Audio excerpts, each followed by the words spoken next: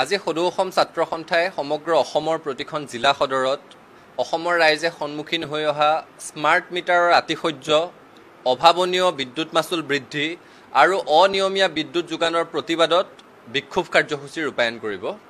এতিয়া smart meter মানুহৰ কাৰণে আতিশয্যৰ অন্য নাম হৈ গৈছেগৈ, স্মাৰ্ট ডকাইত আচলতে। এই স্মাৰ্ট মিটাৰটোৰ স্মাৰ্টনেছ এটাই যে জনতাৰ পকেটৰ পইচাকেইটা খুব স্মাৰ্টনেছৰে সৈতে ৰাজকোষলৈ লৈ যাব পাৰে। আপোনালোকে সকলোৱে উপলব্ধি কৰিব পাৰিছে অসমৰ ৰাইজে জিয়াটো ভুগিবলৈ আৰম্ভ কৰিছে। গ্ৰামাঞ্চলত আগতে যিটো পৰিয়ালে মাহে 200 টকা 300 টকা বিদ্যুৎ মাচুল দি পৰিয়ালটো চলি আছিলে, সেই পৰিয়ালটোলৈ এতিয়া 700 টকা 800 টকা পৰ্যন্ত বিদ্যুৎ মাচুল আহিবলৈ আৰম্ভ কৰিছে।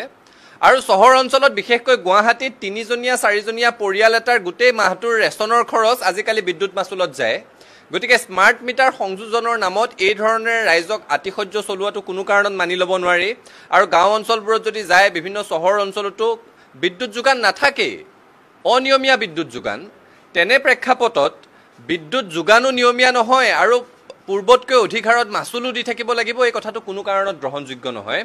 আৰু এটা কথা আপোনালোকে মন কৰিব, এই স্মাৰ্ট মিটাৰ সংযোজনটো আচলতে গোটেই বিষয়টোৰ ব্যক্তিগতকৰণৰ প্ৰথম পদক্ষেপ নেকি, আমাৰ সেই কথাটোত সন্দেহ আছে। স্মাৰ্ট মিটাৰ সংযোজনৰ লগে লগে আগতে যিবোৰ আমাৰ থলুৱা যুৱক যুৱতী সেই মিটাৰৰ ৰিডিং ল'বৰ কাৰণেই হওক বা আন এনেকুৱা সৰু সুৰা কামৰ কাৰণে বিদ্যুৎ বিভাগটোৰ সৈতে সংযুক্ত হৈ আছিলে, ঠিকাভিত্তিক হ'লেও চাকৰি বাকৰি কৰি আছিলে, সেই চাকৰি বাকৰিবোৰ লাহে লাহে নোহোৱা হ'ব। আৰু গোটেই স্মাৰ্ট মিটাৰবোৰ সংযোজন হৈ যোৱাৰ পিছত, গোটেই ছেটআপটো এবাৰ ঠিক হৈ যোৱাৰ পিছত লাহে লাহে গোটেই বিষয়সমূহ ব্যক্তিগতকৰণৰ ফালে আগবাঢ়িব নেকি, সেইটো আমাৰ সন্দেহ হৈছে। কাৰণ স্মাৰ্ট মিটাৰৰ নামত এই হাৰাশাস্তি সহ্য কৰি থাকিব নোৱাৰি। আৰু হিমন্ত বিশ্ব শৰ্মা ডাঙৰীয়াই স্মাৰ্ট মিটাৰৰ নামত যি স্মাৰ্ট ডকাইত ৰাইজৰ ওপৰত জাপি দিছে, তাৰ কিন্তু ফল ভোগ কৰিব লাগিব। তেওঁ যদি ভাবি আছে যে কেৱল কেতবোৰ আঁচনি দি থৈছে কাৰণে মানুহে তেওঁৰ বিৰুদ্ধে কেতিয়াও কথা নক'ব, মানুহ ৰাজনৈতিক গোলাম হৈ গৈছে, মানুহে মন মগজু বিক্ৰী কৰিছে বুলি যদি তেওঁ ভাবি আছে, তেওঁ ভুল ভাবি আছে। এই কথাবোৰ কোনো কাৰণত সহ্য কৰিব নোৱাৰি। এফালে অত্যাৱশ্যকীয় সামগ্ৰীৰ মূল্য বৃদ্ধি, যোৱা 5 বছৰত বস্তুৰ মূল্য 80%, 100% পৰ্যন্ত বৃদ্ধি পাইছে। তাৰ সমান্তৰালভাৱে ৰন্ধন গেছৰ মূল্য বৃদ্ধি, ইন্ধনজাত সামগ্ৰীৰ মূল্য বৃদ্ধি, টোল গেটত টেটুচেপা দিয়া হয়, আৰু এতিয়া ভোটৰ ওপৰত দান অপৰাধী স্মাৰ্ট মিটাৰৰ নামত অবাধে মানুহৰ পকেটৰ পইচা কঢ়িয়াই ৰাজকোষলৈ লৈ যোৱা হৈছে। এই কথা কোনো কাৰণত সহ্য কৰিব নোৱাৰি। সদৌ অসম ছাত্ৰ সন্থাই আজি সমগ্ৰ অসমৰ প্ৰতিখন জিলা সদৰত ইয়াৰ বিৰুদ্ধে প্ৰতিবাদ সাব্যস্ত কৰিছোঁ। আৰু ৰাইজ অত্যন্ত ক্ষোভত আছে, চৰকাৰে সেই কথাটো উপলব্ধি কৰা ভাল। এই ধৰণেৰে যদি ৰাইজৰ টকা শোষণ কৰিবৰ কাৰণে নতুন নতুন পদ্ধতি উলিয়াই থাকে, স্মাৰ্ট মিটাৰৰ দৰে ব্যৱস্থাবোৰ লৈ থাকে, তেতিয়াহ'লে ৰাইজৰ ৰোষৰ যে চৰকাৰখন সন্মুখীন হ'ব লাগিব, সেই কথাটো খাটাং আজিয়ে সকীয়াই থৈ দিলোঁ। গুৱাহাটী মহানগৰীৰ বানপানীৰ সমস্যাটো সমাধান কৰাত ডক্টৰ হিমন্ত বিশ্ব শৰ্মা আৰু তেওঁৰ চৰকাৰখন সম্পূৰ্ণৰূপে ব্যৰ্থ হৈছে, সেই কথাটোত কোনো দ্বিমত নাই। এতিয়া মুখ্যমন্ত্ৰীগৰাকীয়ে কাৰ দোষ কাৰ ভুল সেইবোৰ ক'বলৈ আৰম্ভ কৰিছে। আৰু তেখেতে এনেকুৱা এটা ধাৰণা দিব বিচাৰিছে, তেখেতে কৈছে যে গুৱাহাটীত মাটি কিনিলে, গুৱাহাটীত ঘৰ কিনিলে অলপ পানী হ'ব বুলি ভাবিয়ে থ'ব লাগিব। যদি সেইটো ভাবিয়ে থ'ব লাগে, তেতিয়াহ'লে পৌৰ নিগমৰ নিৰ্বাচন অহাৰ লগে লগে নিজৰ মুখকেইখন লগাই যে পোষ্টাৰবোৰ মাৰে, তাত বানমুক্ত গুৱাহাটীৰ সপোন কিয় দেখুৱায়, বানমুক্ত গুৱাহাটীৰ প্ৰতিশ্ৰুতি কিয় দিয়ে? আচলতে তেওঁলোক যে ব্যৰ্থ হৈছে, সেই ব্যৰ্থতাটো স্বীকাৰ কৰিব লাগে।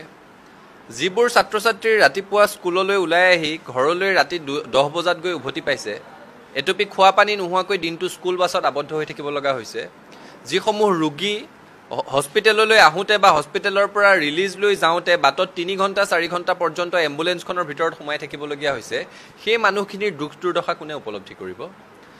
এজাক বৰষুণ হোৱাৰ লগে লগে পানী হোৱাৰ লগে লগে 7-8 ঘণ্টাৰ ট্ৰেফিক জাম, সেই দুৰ্বিষহ জীৱনটো কিমান দিনলৈ জীয়াই থাকিব লাগিব? গুৱাহাটী উন্নয়নৰ কথা কোৱাৰ লগে লগে তেওঁলোকে কয় যে অভাৰব্ৰিজ হৈছে, তেওঁলোকে কৈ দিয়ে যে বিল্ডিং হৈছে, তেওঁলোকে কৈছে যে ৰাস্তা ঘাট হৈছে, ভাল কথা হৈছে। কিন্তু আপোনাৰ শ্বাৰ্টটো নতুন, আপোনাৰ পেণ্টটো নতুন, নতুন ঘড়ী, নতুন জোতা পিন্ধি ওলাই গৈছে, কিন্তু আপোনাৰ তেজত হিমোগ্লোবিনেই নাই। আপোনাৰ চাহ একাপ খালেই পেটৰ অসুখ হয়, আপোনাৰ নিদ্ৰাহীনতাত ভুগি আছে, উচ্চ ৰক্তচাপত ভুগি আছে, মধুমেহত ভুগি আছে। তেতিয়া যদি শৰীৰৰ আভ্যন্তৰীণ কথাবোৰ ঠিকে নাথাকে, নতুন শ্বাৰ্ট, নতুন পেণ্ট, দামী জিন্সে কিবা উপকাৰ কৰিব পাৰিব নেকি? এজাক বৰষুণ দিয়াৰ লগে লগে যদি পানী জমা হয়, মানুহ যদি একাঠু পানীত, এককাল পানীত সাঁতুৰি নাদুৰি যাব লগা পৰিৱেশৰ সৃষ্টি হয়, পানী জমা হোৱাৰ লগে লগে যদি 7-8 ঘণ্টাৰ ট্ৰেফিক জাম লাগে, মানুহে যদি খাদ্যৰ ৰেচন, দৰৱ সকলো যদি নাৱত গৈ যোগান দিবলগীয়া হয়, সেই পৰিৱেশটোত এখন স্মাৰ্ট চিটি কেনেকৈ গঢ় লৈ উঠিব পাৰে?